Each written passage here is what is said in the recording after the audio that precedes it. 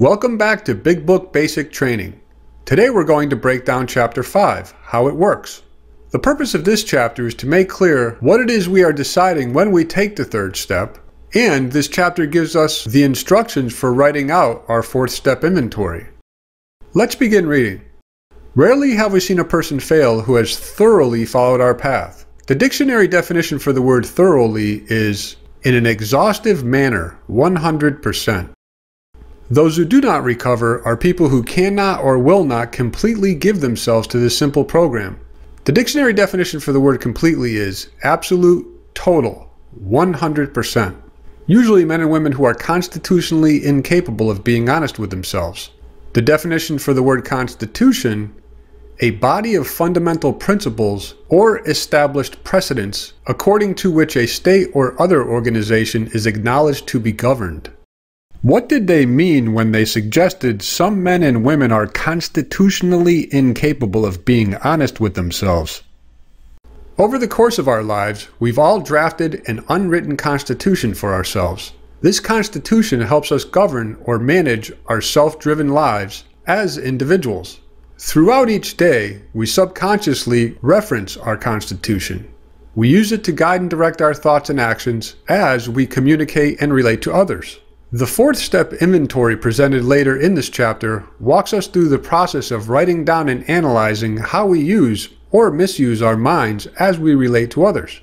Our objective in writing these inventories is to identify and question what we've made up about ourselves and others. The 12 steps were designed to help us accomplish three primary goals.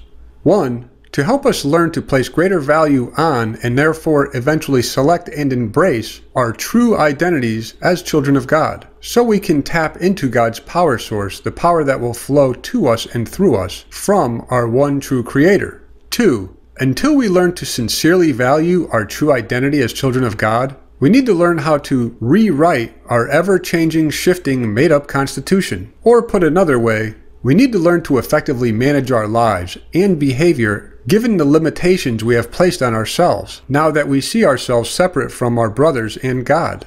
3. To effectively recover, we need to learn to relieve ourselves of our unrelenting sense of guilt and shame for having turned away from God and our brothers in the first place, and our sense of guilt for the damage we created when we were trying to arrange life to suit ourselves. In doing so, we will learn how to correct future errors we are bound to make as we grow spiritually over time. Through this process, we will learn how to live in peace, or in other words, we are going to learn how to achieve and maintain sobriety. The motivation for the steps is the attainment and keeping of the state of peace. Given this state, the mind is quiet, and the condition in which God is remembered is attained. It is never necessary to tell God what to do. He will not fail. Where He can enter, there He is already. And where He wills to be, He is. Peace will be yours because it is His will.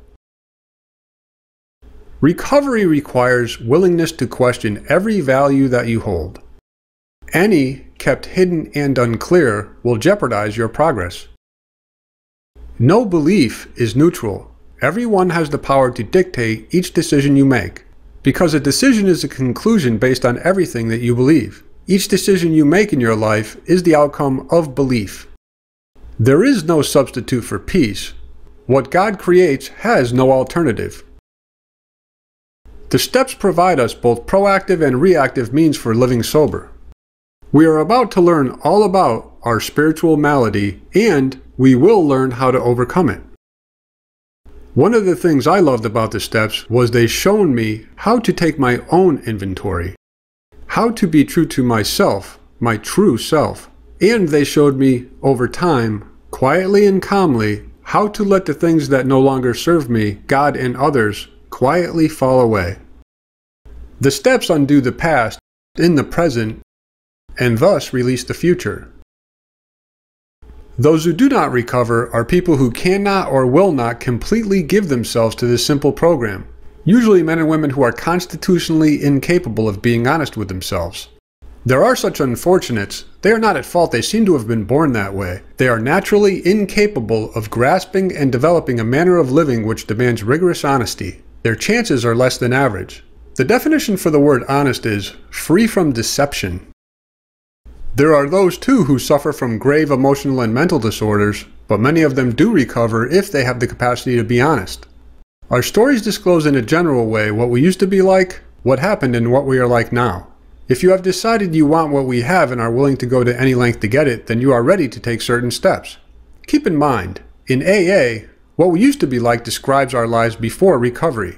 What happened refers to our having had deep and effective spiritual experiences as the result of working the steps. And what it is like now is our description of our lives after we have had spiritual experiences, and what our lives are like as we grow our spiritual experiences. At some of these steps, we balked. The dictionary definition for the word balk is to stop short and refuse to go on. We thought we could find an easier, softer way, but we could not.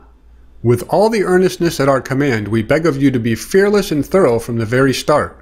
Some of us have tried to hold on to our old ideas, and the result was nil until we let go absolutely. Remember that we deal with alcohol, cunning, baffling, powerful. Without help, it is too much for us. But there is one who has all power. That one is God. May you find him now. Half measures availed us nothing. We stood at the turning point. We asked his protection and care with complete abandon. Here are the steps we took which are suggested as a program of recovery. As clearly stated in this sentence, the steps are the program. 1. We admitted we were powerless over alcohol, that our lives had become unmanageable. 2. Came to believe that a power greater than ourselves could restore us to sanity. 3. Made a decision to turn our will and our lives over to the care of God as we understood him. 4. Made a searching and fearless moral inventory of ourselves. 5. Admitted to God, to ourselves, and to another human being the exact nature of our wrongs. 6. Were entirely ready to have God remove all these defects of character. 7. Humbly asked him to remove our shortcomings. 8. Made a list of all persons we had harmed and became willing to make amends to them all.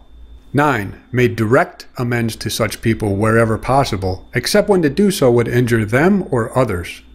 10. Continued to take personal inventory, and when we were wrong, promptly admitted it. 11. Sought through prayer and meditation to improve our conscious contact with God as we understood him, praying only for knowledge of his will for us and the power to carry that out. 12. Having had a spiritual awakening as the result of these steps, we tried to carry this message to alcoholics, and to practice these principles in all our affairs.